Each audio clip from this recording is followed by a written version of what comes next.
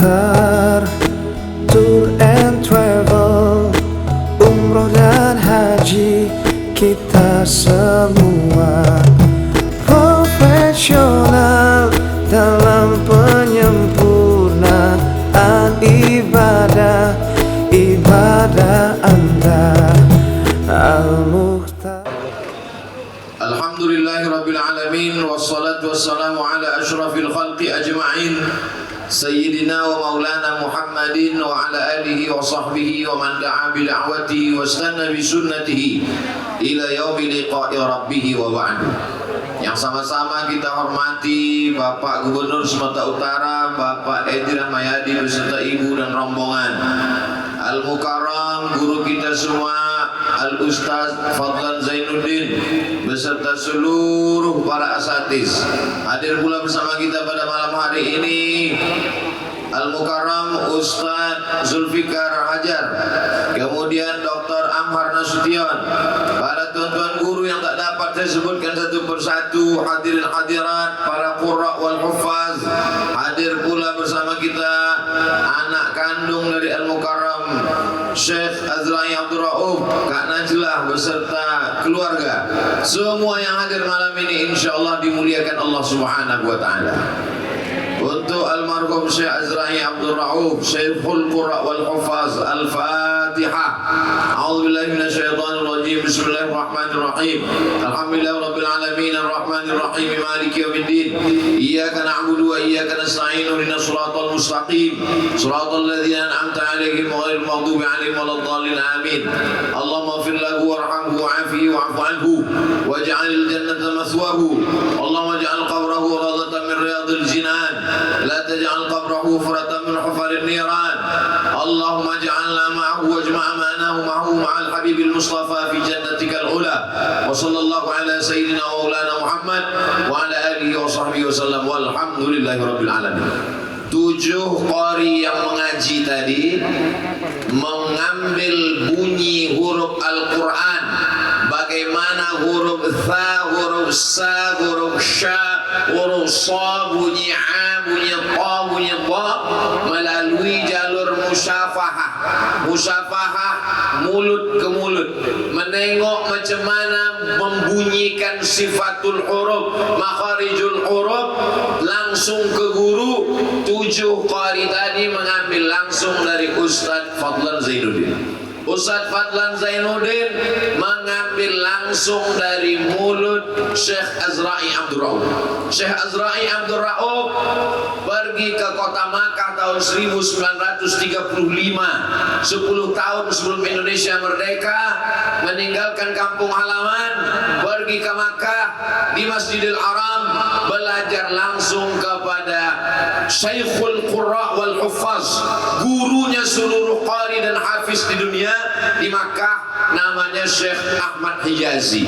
Syekh Ahmad Hijazi mengambil cara bunyi huruf Al-Quran itu dari para gurunya, diantaranya adalah Syekh At-Tiji. Dari guru-guru ini sampailah kepada salah satu imam qari qurra yang 7, yaitu Imam Hafs. Imam Hafs mengambil dari gurunya, namanya Imam Asim. Imam Asim menengok dari mulut gurunya, namanya Imam Abu Abdurrahman As-Sulami. Imam Abdurrahman As-Sulami mengambil dari 5 sahabat Nabi. Yang pertama Sayyidina Ali bin Abi Thalib, yang kedua Sayyidina Utsman bin Affan, yang ketiga Sayyidina Zaid bin Thabit, yang keempat Sayyidina Ubay bin Ka'ab yang diangkat oleh Umar bin Khattab menjadi imam tarawih, yang kelima Sayyidina Abdullah ibnu Mas'ud radhiyallahu anhum ajma'in. 5 ahli Al-Quran dari sahabat Nabi ini mengambil langsung dari mulut Nabi Muhammad sallallahu alaihi wasallam.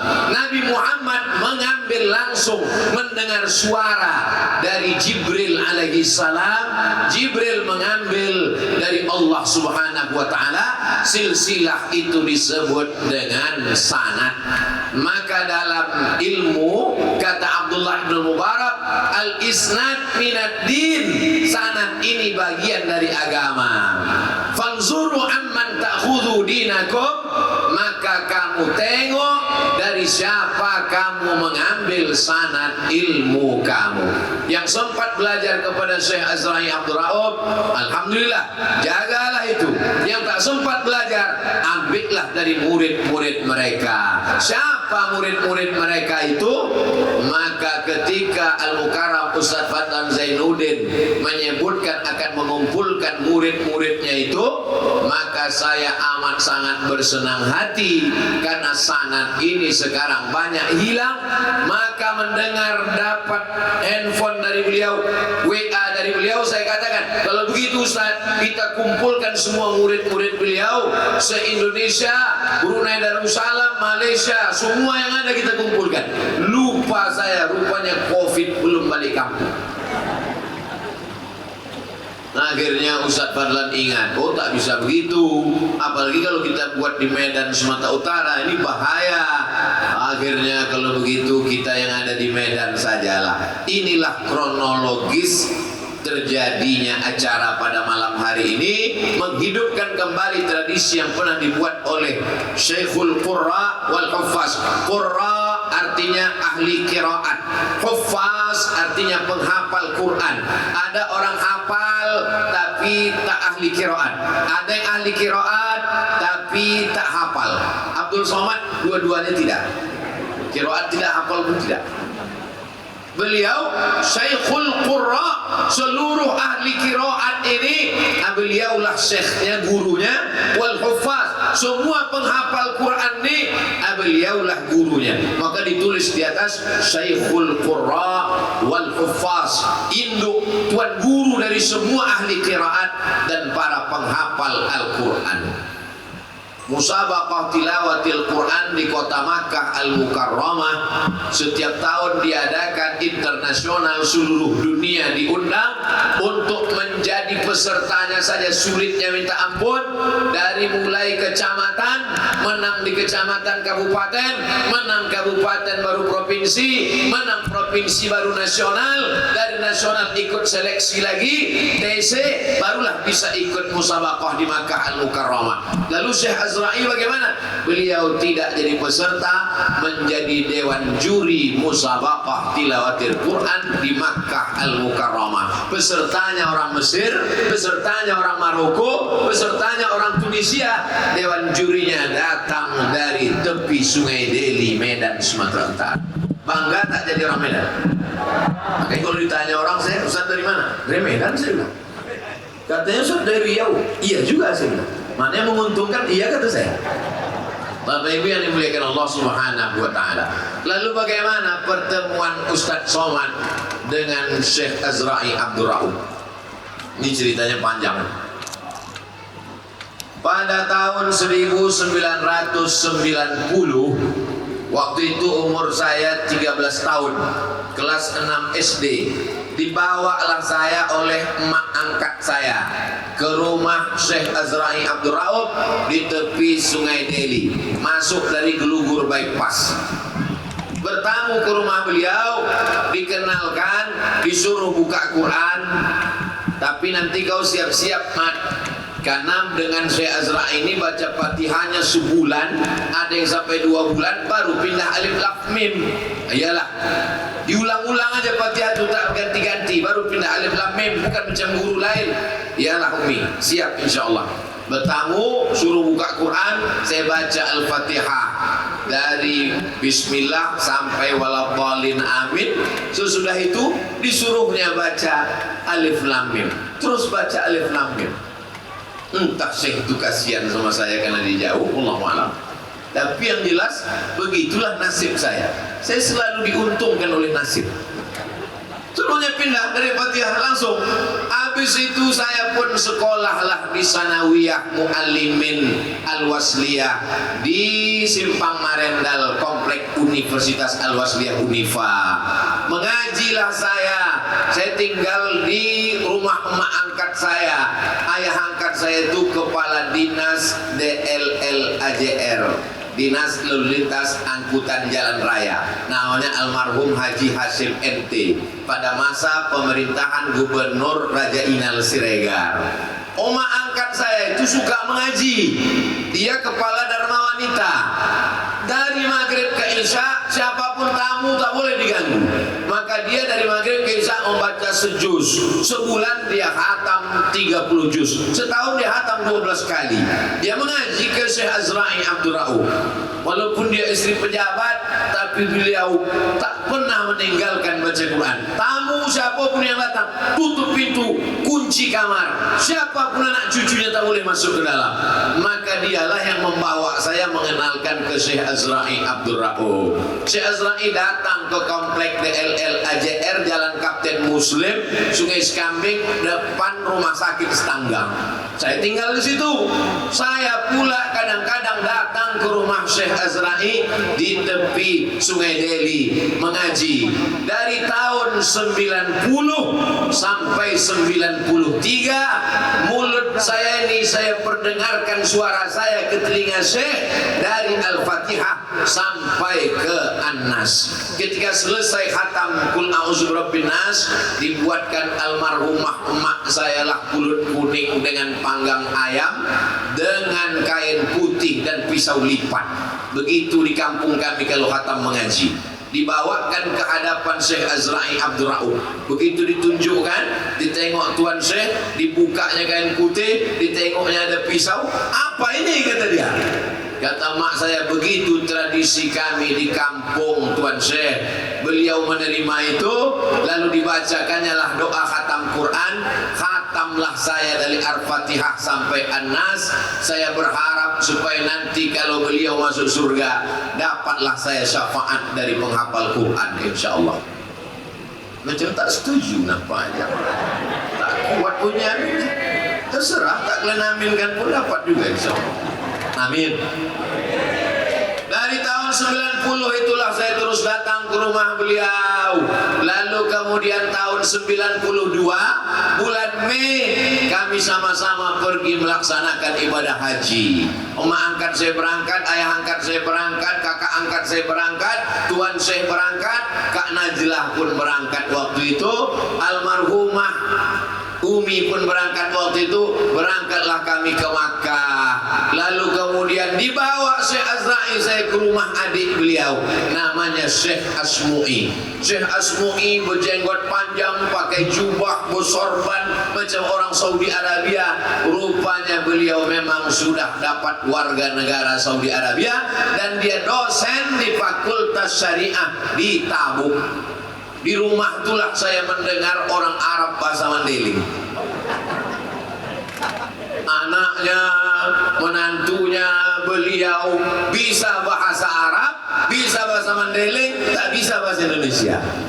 Jadi kami yang bisa bahasa Arab waktu itu bahasa Arab dengan dia. Yang tak bisa bahasa Arab bahasa Mandailing. Yang tak bisa bahasa Arab, tak bisa bahasa Mandailing, senyum-senyum aja lah. Bersilaturahim tahun 92. Balik dari kota Makkah haji 93, saya pun pindah dari muallimin, ingin pandai bahasa Arab. Karena waktu pergi haji itu bertamu ke rumah Syekh Asmu'i, ada orang Medan yang kuliah di Al-Azhar. Terpikir di kepala saya, oh kalau gitu saya mesti pandai bahasa Arab, mesti bisa saya bahasa Arab. Aku ingin kuliah di Azhar. Maka saya bilang ke orang tua saya, aku mau pindah dari muallimin. Di muallimin bisa baca kitab, tapi sehari-hari bahasa Indonesia. Maka aku ingin masuk pesantren yang berbahasa Arab. Masuklah saya ke Darul Arafah. Sebelum berangkat itu kata Umi mak angkat saya, kau sebaiknya izin dulu ke Syekh Azra'i. Walaupun kau sudah khatam mengaji, minta izin dulu baru masuk ke pesantren. Saya bilang kalau kita minta izin tiba-tiba tak lulus nanti malu. Biarlah saya masuk dulu, nanti pas liburan baru minta izin. Rupanya tak boleh dilawan cakap orang tua. Berangkat saya ke pesantren Darul Arafah, ikut tes, lulus, tinggal tak balik. Waktu saya sedang di Darul Arafah, itulah Syekh Azra'i meninggal dunia pada tahun 1993. Beliau lahir 19 18, meninggal 1993, umur 76 tahun. Selama 3 tahun saya mengikuti beliau, tak pernah beliau marah sekalipun. Banyak orang mengatakan Syekh Azrail pemarah, kalau salah sedikit dia marah. Selama mengaji itu tak pernah dia marah ke saya sekalipun, baik karena salah sebut, salah bunyi dan salah selainnya. Ingat saya, sekalilah dia marah ke saya. Waktu itu dibawanya saya haflah. Beliau malam-malam tertentu mengumpulkan semua qari-qari. Waktu itu dibawa saya haflah ke jauh. Ingat saya waktu itu tempatnya Tembung. Sampai di Tembung itu saya tengok kiri kanan semuanya orang tua, tak ada yang anak kecil macam saya. Merasa saya tak ada anak kecil yang sebaya, kori-kori orang tua semua. Lalu kemudian saya pun balik diam-diam naik Sudaku. Dari Tembung nyambung saya ke apa nama stasiun Sudaku itu? Sambu. Saya ingat, cuma ngetes saja, ingat orang Medan di Sambu. Di Sambu saya sambung pergi ke Swiss Kambing. Habis itu saya pun tidur. Besoknya mau ngamuk almarhum nih Abdul Somad yang kubawa ke haflah tuh kori-kori internasional, orang-orang hebat, orang-orang pilihan. Kenapa lah kau balik malam tadi gitu? Mak berdosa betul rasa saya. Setelah itu saya cium tangannya, tak pernah beliau mau mengulurkan tangan. Asalkan mau dicium ditariknya tak. Disitulah baru saya sekarang kalau ada jamaah menengok tak mau tangan saya dicium, teringat almarhum lah. Almarhum ini 30 juz Quran di kepalanya, qiraat mutawatir 7, qiraat sab'ah, qiraat masyhur 3, qiraat syaz 4, 14 qiraat di kepalanya. Bayati sobasi kana hawan jaharka ada di kepalanya, tak mau dicium tangan. Ini baru hafal juz amma. Saya bukan mau nyindir Ustaz, nyindir diri saya sendiri. Makanya kalau mau dicium orang saya tarik tangan. Teringat saya almarhum. Tak malu kau macam-macam nampak dia senyum begini. Kau pula macam tangan gitu. Almarhum Syekh Azrail. Begitu dia mendidik kami dulu. Masya Allah, tabarakallah. Lalu kemudian kata orang beliau ini serius. Ada masanya dia bercanda. Sampailah kami di Madinah. Sampai di Madinah, pergi ke Masjid Nabawi, balik ke rumah. Habis itu hari ke-8 saya pun pakai kain ihram. Habis pakai kain ihram duduk saya di kamar. Kami mau berangkat ke Bir Ali. Begitu di kamar, lewat Syekh Azrail di pintu kamar, tengoknya saya lama. Anak koleng mana lain? Yang ditengoknya saya hitam. Walaupun dia ulama besar, walaupun dia hebat, Syekhul Qurra wal Huffaz, masih mau dia bercanda dengan anak kecil. Anak koleng mana lah kau ni? Ini sekarang orang kalau sudah dianggap ulama besar, macam malaikat maut mukanya. Tak mau lagi bersenda gurau sama. Begitu kami dididik oleh Syekh Azrail Abdul Rauf. Oleh sebab itu saya sebetulnya malu karena banyak para ulama yang lebih banyak mengambil ilmu. Umur saya waktu itu belajar 13 tahun, 3 tahun belajar 16, masih anak-anak kecil. Tak banyak yang bisa saya ambil dari beliau. Tapi emak angkat saya, umi saya ini ingin saya jadi qari. Dia ingin saya hebat melantunkan Al-Quran. Maka Syekh Azrail menyerahkan saya kepada Ustadz Fadlan Zainuddin. Berulanglah saya dari Sungai Cikambing ke arah Belawan mengaji ke rumah Ustadz Fadlan. Tapi memang waktu itu suara itu macam kambing ditarik, tak membagi gitu orang Melayu. Batu tu Bapak Ibu, batu. Kalau memang batu cincin 2 kali 3 kali asah jadi dia. Tapi kalau memang batu gilingan, habis gerenda tu tak jadi-jadi. Jadi saya ni yang batu gilingan ya, tak jadi. Akhirnya lama-lama kalah malu, berhenti saya mengaji dengan Ustaz Fadlan. Tapi saya berharap sampai hari kiamat hendaknya diakuilah saya jadi murid Ustaz Fadlan, insyaallah. Supaya sama kami dengan yang 7 yang hebat-hebat. Mau nih kalian mengakui aku abang kelas kan? Bapak Ibu yang dimuliakan Allah Subhanahu wa taala. Jadi keinginan saya adalah setiap murid-murid Tuan Syekh Azra'i Abdul Rauf yang menonton acara kami malam ini, maka ke depan saya ingin selama setahun Lailatul Muayyadah tahun 2022 akan kita buat besar-besaran di Sumatera insyaallah. Amin. Allahu Akbar.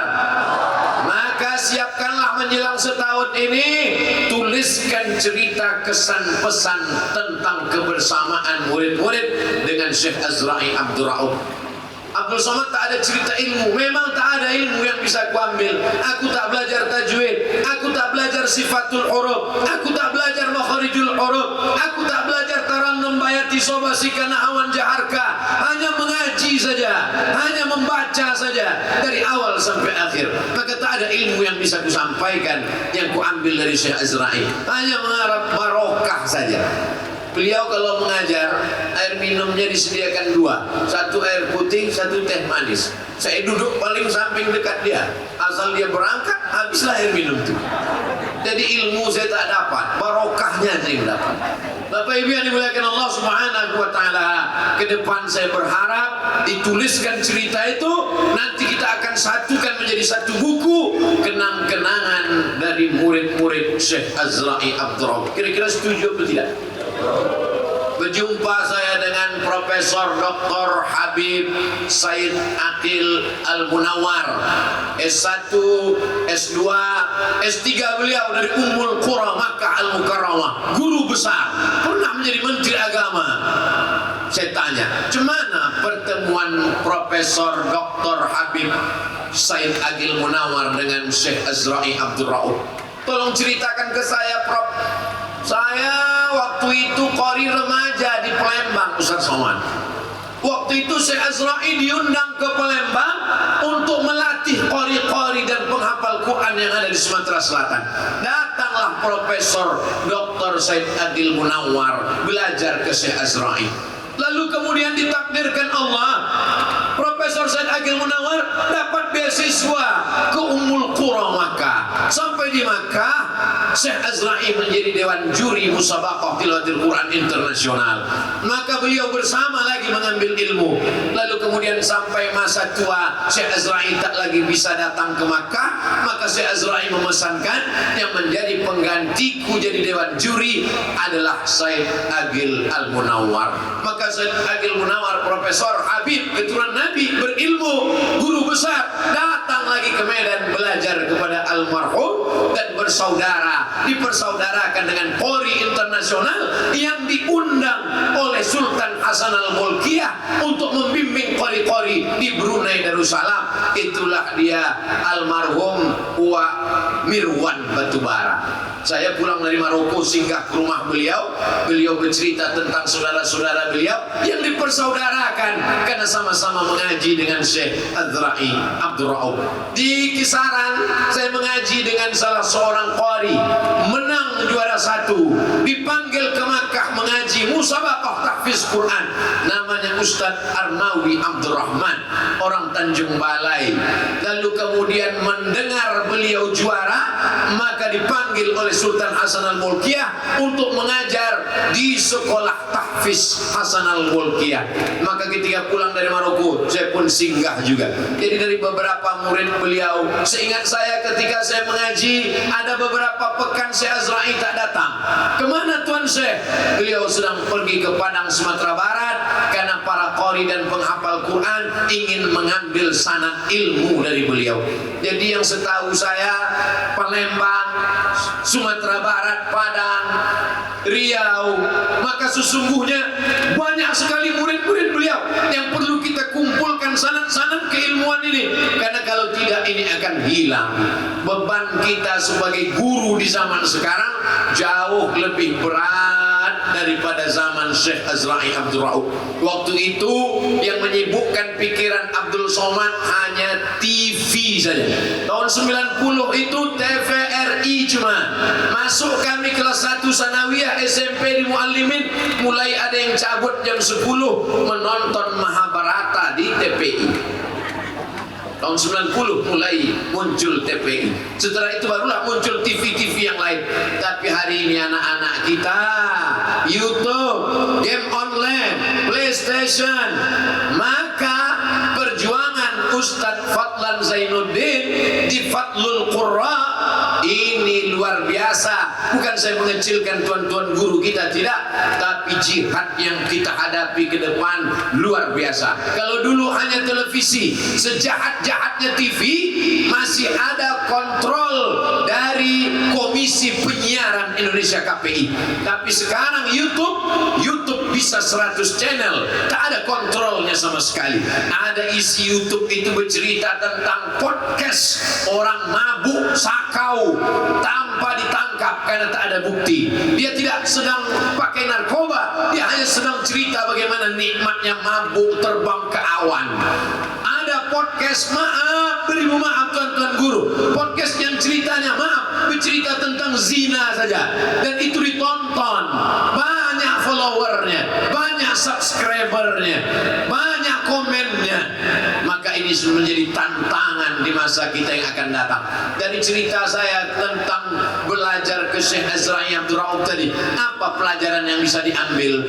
Saya ringkaskan pada 5 poin. Yang pertama, betapa pengaruh seorang ibu amat sangat besar kepada anak-anak.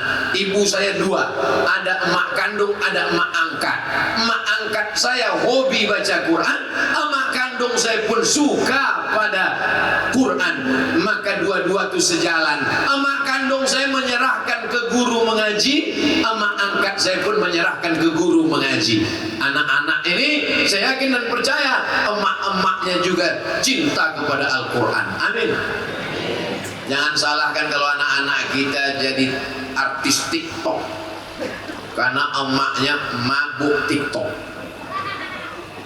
Kalau ibunya cinta kepada Al-Quran, suka kepada lantunan suara Al-Quran, maka insya Allah begitu pentingnya peran seorang ibu. Kenapa Ustaz menyebut ibu? Kenapa bukan bapak? Karena yang mengalir darahnya, yang mengandung 9 bulan 10 hari, yang menyusukan selama 2 tahun, pengaruh ibu luar biasa. Anak ini semua keluar dari perut ibu. Ada yang keluar dari tabung gas kalian? Tak ada. Oleh sebab itu peran ibu luar biasa, baik menjadi ibu kandung maupun menjadi ibu angkat. Maka ibu angkat kalau kalian mengadopsi anak, dia juga akan berpengaruh luar biasa. Saya katakan ke emak angkat saya, aku keluar dari rahim emakku, tapi aku juga keluar dari lubuk hatimu. Maka yang keluar dari hati akan sampai ke hati juga. Ibu yang mengeluarkan anak dari rahim ibu, maka keluarkan juga dia dari hati ibu sebagai bentuk kasih sayang. Insya Allah anak-anak ibu yang sudah diserahkan ke rumah tahfiz menjadi para qari, penghafal Quran, mereka akan menghadiahkan tajun minan nur, mahkota dari cahaya di kepala orang tuanya insya Allah. Amin. Poin yang kedua, bahwa pentingnya kita menghormati guru, memuliakan guru. Sampai hari ini orang banyak tak dapat berkah ilmu karena tak berguru. Bagaimana cara memuliakan guru? Datang ke majelis guru, datang ke majelis-majelis ilmu. Jangan pernah bosan, jangan pernah muak, jangan pernah tak tahan. Maka majelis guru, majelis bersama ulama inilah yang menurunkan, mendatangkan barokah.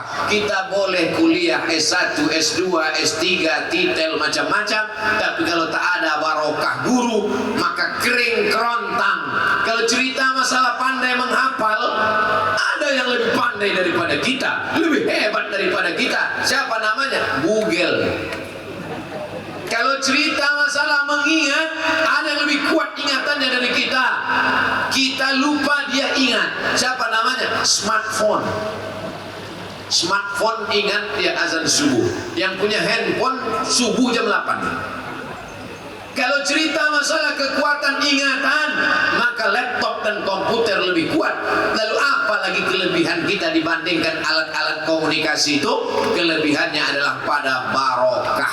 Jangan sampai kita tak dapat barokah guru. Mana ada orang bisa mengaji tak berguru? Ada mu'alaf masuk Islam, pergi dia ke toko Quran, dibelinya Quran, dibawanya balik ke rumah. bacanya sendiri, ditengoknya sendiri, tidak pakai guru. Apa yang terjadi? Alaman. Padahal bacaannya alif lam mim. Alif lam mim dibaca alaman. Karena tak ada tertulis di situ alif lam, lam pakai alif mim, mim pakai ya pakai mim. Mana ada? Al-Quran bukan dibaca menurut tulisan, Al-Quran dibaca menurut bunyi. Karena Jibril memperdengarkan bunyi, Nabi Muhammad tak bisa baca Quran. Nabi mendengar suara. Masih terbayang mulut Syekh Azra'i Abdul Raub mengajarkan, malakala ta'manna ala Yusuf. Ismam namanya itu Abdul Somad. Bulatkan mulut, malakala ta'manna ala Yusuf. Semalam saya mendengar Qori membaca Quran, bi'sal ismu. Oh, marah betul Tuan Syekh ini kalau mendengar. Apa itu katanya? Bi'sal ismu. Tak ada hamzahnya di situ. Bi'sal ismul fusuqu ba'dal iman. Masih terdengar di telinga lagi. Dia mengajarkan, ini cara bacanya begini. A'jamiyun wa arabi. Kalau tertulis di situ a'jamiyun, itu baru satu riwayat Hafs an Asim, belum lagi riwayat Qumbul, belum lagi riwayat Qalun, belum lagi riwayat Ibnu Katsir dan para qurra lainnya. Itu semua bersarang di kepala beliau. Sayang disayang, tak sempat Abdul Somad mengambil itu, tapi ada murid-murid beliau yang lain sampai khatam di kepala mereka. Saudara yang dimuliakan Allah Subhanahu wa taala, barokah guru inilah yang sekarang sudah mulai hilang. Dulu kita masih jumpa guru, walaupun 16 tatap muka. Tuan Syekh belajar tidak pakai tatap muka, tak pakai menit. Baca kitab dari kulit ke kulit, khatam. Apakah Syekh Azra'i hanya belajar qiraat saja? Tidak. Beliau belajar hadis kepada Syekh Hasan Al-Mashad. Beliau belajar kitab fikih kepada Syekh Amin Al-Qutbi. Beliau belajar, tapi beliau menonjolnya di bidang qiraat. Ilmu-ilmu Islam ini sama juga seperti kedokteran. Ada dokter spesialis jantung, ada dokter spesialis tulang, ada dokter SPOG spesialis objin kandungan. Tapi sesungguhnya ada dokter umum, ustadz yang umum saja, MSI, master segala ilmu, semua dibahas. Tapi Syekh Azra'i Abdul Raub spesialisasi di bidang qiraat. Poin yang ketiga, bahwa semua kita akan mati menghadap Allah Subhanahu wa taala. Syekh Azra'i sudah lama meninggalkan kita, tapi 7 anak-anak qori yang luar biasa tadi mengaji, pahalanya mengalir ke makam beliau. Apa hubungan beliau? Kan murid tidak langsung, memang tak langsung, tapi murid-murid ini tahu Quran, mengerti Quran dari murid Syekh Azra'i Abdul Raub. Setiap Abdul Somad ceramah dimanapun, dari Sabang sampai Papua, pahalanya mengalir ke makam Syekh Azra'i Abdul Raub. Kau boleh jadi apapun, kau boleh jadi orang kaya, kau boleh jadi orang penguasa, kau boleh jadi orang terkenal, tapi semua akan hilang dan putus. Tapi malam ini kita berkumpul karena orang yang sudah lama meninggalkan kita. 1993 sudah meninggalkan kita. Sampai malam ini kita masih bisa berkumpul bersama.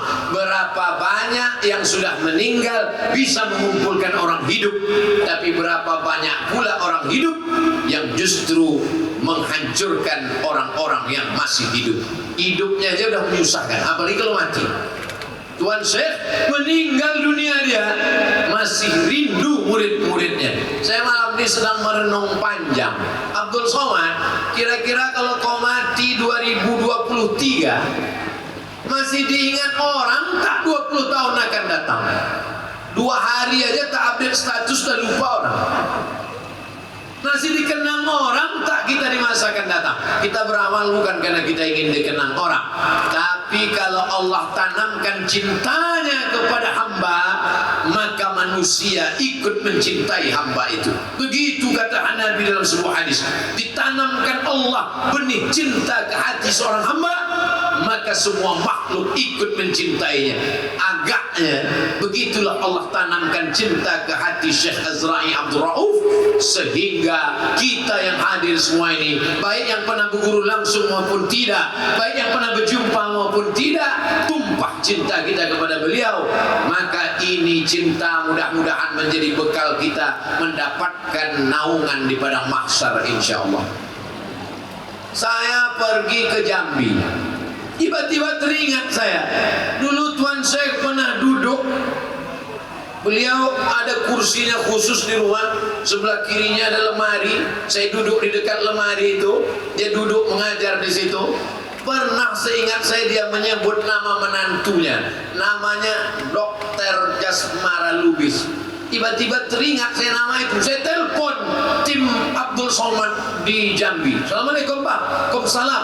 Dulu guruku punya menantu, namanya Dr. Jasmara Lubis. Tolong abang carikan di mana rumahnya, aku mau datang. Pergilah tim ini mencari.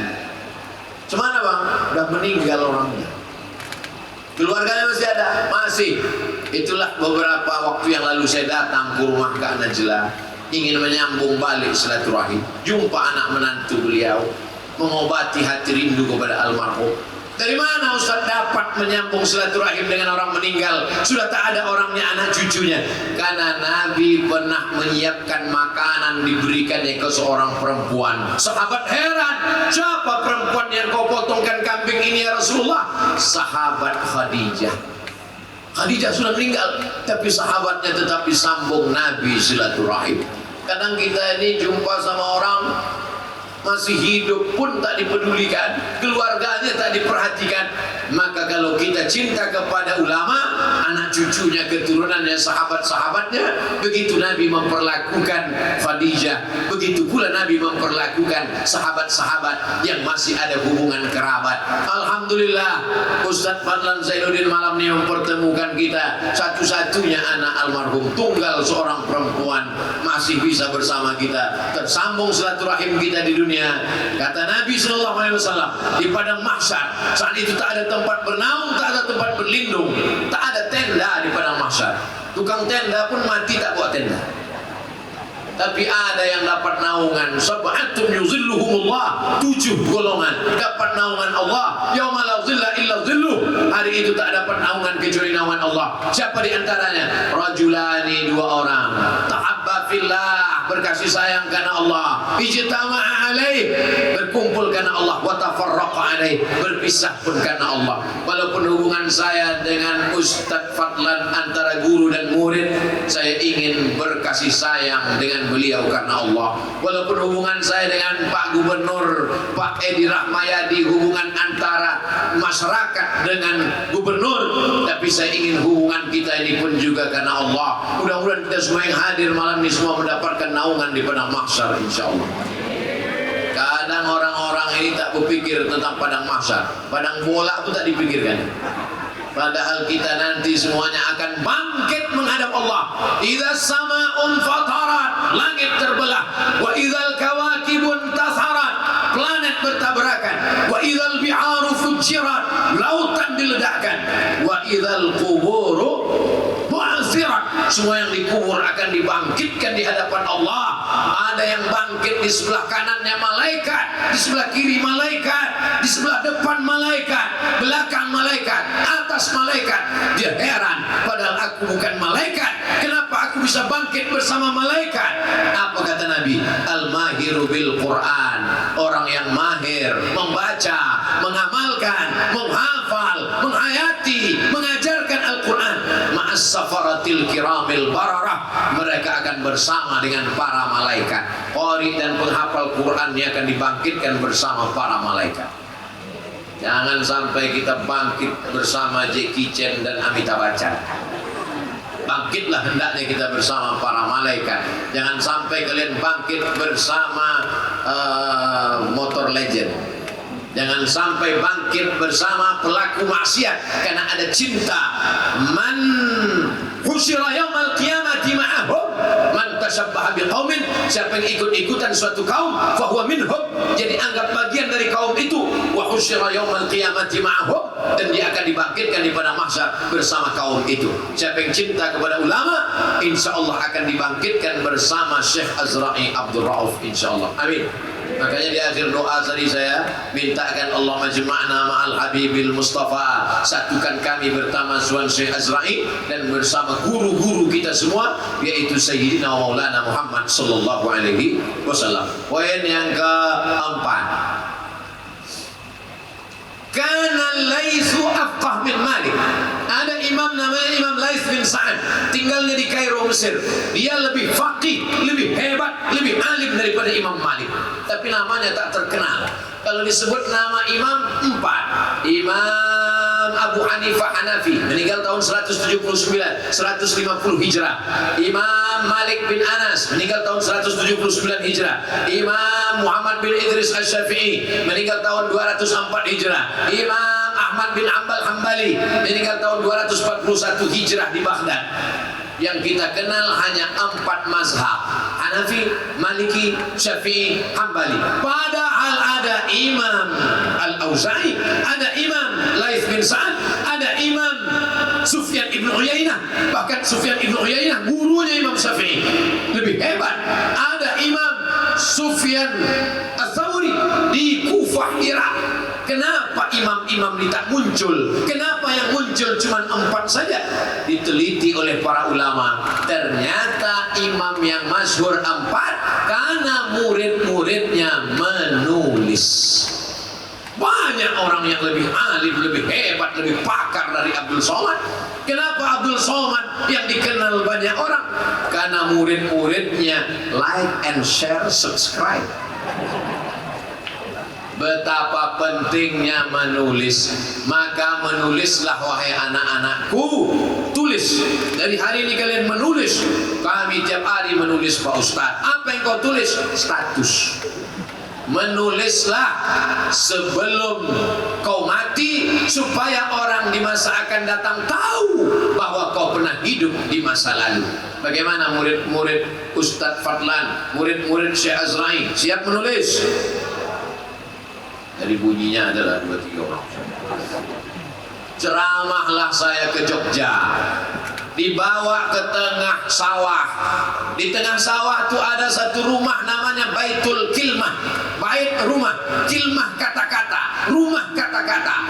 Ternyata di situ korban konflik yang ayahnya mati terbunuh, emaknya meninggal diperkosa, anaknya disekolahkan di situ. Dikumpulkan jumpa sama saya. Setelah kasih motivasi, datang 3 orang anak membawa buku 500 halaman, minta tanda tangan. Ustaz Somad minta tanda tangan. Buku siapa yang kalian tulis ini? Senyum-senyum dia. Inilah ceramah Ustaz Abdul Somad di YouTube yang kami tuliskan menjadi satu buku. Lama saya termenung. Aku aja tak pernah menulis yang kucakapkan itu. Ditulisnya ternyata. Saya tulis, saya rekom, cetak kalianlah. Siapa ini anak-anak yang menulis ini? Bukan doktor, bukan profesor, bukan S1. Mereka anak korban konflik. Pagi dia sekolah, sore jual bakso, malam menulis ceramah Abdul Somad. Jadi 3 buku. Anda bertanya, Abdul Somad menjawab, kumpulan ceramah Abdul Somad. Begitulah Imam Syafi'i. Kenapa dia dikenal hari ini? Karena ada muridnya namanya Rabi Al-Muradi. Rabi Al-Muradi duduk menulis apa yang keluar dari murid Imam Syafi'i. Ditulisnya 300 halaman jadi satu kitab. Nama kitabnya Ar-Risalah, kitab usul fikih nomor 1 paling tua di dunia, yang ditulis oleh murid Imam Syafi'i, Rabi Al-Muradi. Apa kitab fikih paling tua Imam Syafi'i? Kitab Kitab Al-Um ditulis oleh murid-murid Imam Syafi'i, Al-Buaiti, Al-Muzani. Murid-murid Imam Syafi'i menuliskan ilmu yang ada dari mulut Imam Syafi'i. Maka kita jangan sampai zalim kepada guru kita. Ada cerita-cerita kita biarkan begitu saja. Ustaz Somad sendiri sudah menulis tentang Ustaz Al-Mukarram Syekh Azra'i. Belum saya tulis. Lalu kenapa Ustaz ceramah tentang menulis? Insya Allah yang saya ceramahkan tadi ada yang menulis. Saudara yang dimuliakan Allah Subhanahu wa Ta'ala, kalau kita menulis, buku kita dicetak, disimpan orang, dibaca orang, mati hati kita. Dari mana kita kenal Buya Hamka kalau bukan dari tafsir Al-Azhar? Dari mana kita kenal Buya Hamka kalau bukan dari novel Tenggelamnya Kapal Panderwit? Meleleh air mata anak muda gagah perkasa pakai jaket kulit di pesawat. Kenapa kau menangis? Mengenang sakitnya Zainuddin ditinggalkan Hayati. Novel Tenggelamnya Kapal Panderwit. Dibacanya novel yang begitu indah. Pulang saya dari Maroko, turun saya ke Jakarta, bertamu ke rumah kawan saya. Saya tengoklah di lemari bukunya ada gambar warna kuning, onta dan pokok kurma, tebalnya lebih 200 halaman. Saya tanya, udah kau baca ini? Udah. Berapa lama kau baca? Dari maghrib ku baca, azan subuh selesai. Apa judulnya? Ayat-ayat cinta. Betapa tulisan dalam bentuk novel yang menarik. Jangan tulis yang terlalu serius-serius. Orang sekarang susah menangkapnya. Tulis yang santai saja. Saya Pak Ustadz nulis tak pandai, tapi buat karikatur pandai. Tulis karikatur. Karikatur tentang sholat berjamaah. Imamnya Batman, muazzinnya Spiderman, Bilalnya Hulk, doa makan Naruto, Allahumma barik lana fima razaqtana. Yang pandai membuat animasi, khatibun nasa ala qadri uqulihim, berbicaralah dengan orang dengan bahasa-bahasa mereka. Anak-anak kecil nih mana bisa kita pakai bahasa kita?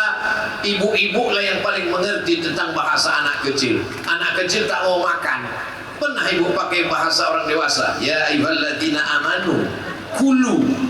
Tak bisa, tentu pakai bahasa anak-anak. Ini semua adalah bahasa, karena dengan bahasa kita bisa menyampaikan pesan-pesan.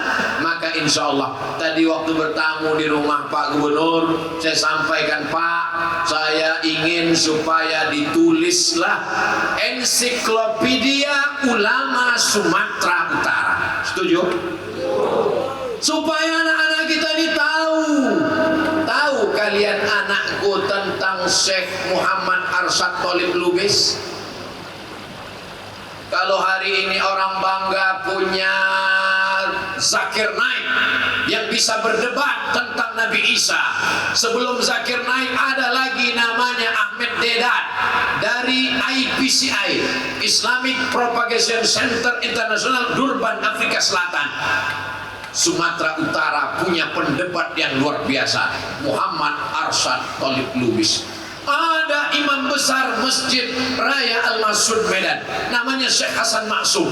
Ketika Syekh Hasan Maksum mengajar, dia sudah tua, datanglah muridnya bertanya, Syekh Hasan Maksum, ya nanti kalau malang tak dapat ditolak, untung tak dapat diraih, berakhir majelis pengajian kita ini, siapalah agaknya yang meneruskan nanti Tuan? Kebetulan yang dia ada di tangga mau naik ke atas tuh Syekh Muhammad Arsyad Thalib Lubis. Itulah nanti yang akan menjadi penerusku. Buku-bukunya siapa yang mencetaknya? Adakah bukunya dicetak baru? Tanggung jawab kita bersama. Ketika Imam Masjidil Haram, hari ini kalau ditanya siapa Imam Masjidil Haram, Syekh Abdurrahman Sudais. Siapa Imam Masjidil Haram? Syekh Su'ud As-Suraim. Pernah dulu Imam Masjidil Haram itu bernama Syekh Ahmad Khatib Al-Minkabawi. Al-Minkabawi, Minangkabau. Meninggal tahun 1916, menjadi imam di Masjidil Haram, mufti mazhab Syafi'i, dan dia punya murid-murid dari Nusantara. Datang muridnya dari Jombang, Jawa Timur, namanya Kiai Haji Hashim Asy'ari, pulang mendirikan Nahdlatul Ulama bersama Kiai Wahab Hasbullah, Kiai Bisri Sansuri. Pulang muridnya satu, namanya Sulaiman Ar-Rasuli, pulang ke Bukit Tinggi membuat pesantren di Canduang. Orang Minangkabau menyebutnya Inyak Canduang. Pulang salah satu muridnya ke Sumatera Utara, datang Sultan Delhi, diangkat menjadi imam besar Masjid Al-Masud. Itulah dia Syekh Hasan Maksum. Anak-anak kita tak tahu cerita ini. Yang dia tahu cerita artis infotainment yang dia tonton pagi, petang, siang dan malam, macam makan obat 3 kali sehari. Maka kita bertanggung jawab di hadapan Allah untuk membukukan kisah-kisah para ulama. Nun di Tapanuli Selatan ada seorang ulama yang luar biasa. Ketika seorang pendebat dari India dikejar-kejar oleh pemerintahan kolonial Inggris, lari laki-laki ini ke Riyadh. Sampai di Riyadh pun dia dikejar-kejar, lari dia ke Makkah. Di Makkah dia dilindungi karena orang kafir tak bisa masuk ke Makkah. Laki-laki itu bernama Syekh Rahmatullah Al-Hindi. Syekh Rahmatullah Al-Hindi berkenalan dengan seorang perempuan janda kaya raya, tanahnya luas, namanya Saula. Dia wakafkan tanah itu untuk sekolah, maka sekolah itu diberi nama Madrasah Saulatiyah, diambil dari nama Saula. Datang orang Tapanuli Selatan mandailing Natal, sekolah ke Madrasah Saulatiyah, namanya Syekh Mustafa Hussein, pulang mendirikan pesantren terbesar hari ini, 15.000 santrinya, Mustafawiyah. Ditulis, murid-muridnya tahu, tapi lebih banyak yang tak tahu. Insya Allah cerita tentang para ulama Sumatera Utara akan terwujud dalam sebuah buku, ensiklopedia ulama-ulama Sumatera Utara, dan salah satunya insya Allah kita akan ada lihat, bisa baca biografi Syekh Azra'i Abdul Rauf. Amin. Poin yang terakhir, yang kelima, ada satu yang tak putus. Kita tak bisa jumpa dengan Tuan Syekh. Saya pun besok pagi akan pulang ke bumi Lancang Kuning, ke Riau, bumi Melayu Siak. Kita pun putus, tapi ada satu yang tak putus, yaitu doa. Doa kita ke Syekh tak putus, doa kita ke Nabi tak putus. Innallaha wa malaikatahu yusalluna 'alan nabi, tak putus. Makanya kita doakan, kita minta kepada Allah, assalamu alayka ayyuhan nabiyyu wa rahmatullahi wa barakatuh. Semua yang soleh-soleh ini mendapatkan doa, wassalamu alaina wa ala ibadillahis salihin. Maka doa tak pernah putus. Maka jangan pernah bosan melakukan tiga: mendoakan, didoakan, minta doakan. Abdul Somad minta doakan, doanya tak usah banyak-banyak. Matikan Abdul Somad dalam husnul khatimah. Jangan sekarang, kalau bisa setelah selesailah buku-buku ini semua. Karena kalau tidak, apa bekal kita menghadap Allah Subhanahu wa ta'ala. Itulah 5 poin yang dapat saya sampaikan pada kesempatan yang hari baik bulan mulia ini. Mudah-mudahan bisalah berkelanjutan Lailatul Mu'ayyadah ini setiap tahun. Makin tahun makin besar, makin banyak murid-murid almarhum yang datang insyaallah. Tentu kata-kata saya banyak tak berkenan di hati, menyinggung perasaan Abdul Somad, hamba Allah yang dhaif dan fakir, mohon maaf. Akhirnya saya ucapkan minal aidin wal faizin, selamat hari raya Idul Fitri 1442 Hijrah. Mohon maaf zahir dan batin. Taqabbalallahu minna wa minkum shalihal a'mal. Wassalamualaikum warahmatullahi wabarakatuh. Al-Mukhtar Tour and Travel, umroh dan haji kita semua profesional.